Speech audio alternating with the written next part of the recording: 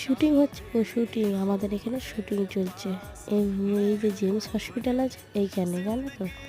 তো এই দেখো নায়ক আর এই হচ্ছে ডাইরেক্টর। তো দুজনের সঙ্গেই আমার দেখা হয়েছে, কথা হয়েছে। ওই দেখো ভেতরে এমার্জেন্সি ওয়ার্ডে শুটিং চলছে, নায়িকার অ্যাক্সিডেন্ট হয়েছে, সেই নিয়ে শ্যুট চলছে। বেশ ভালোই লাগছে।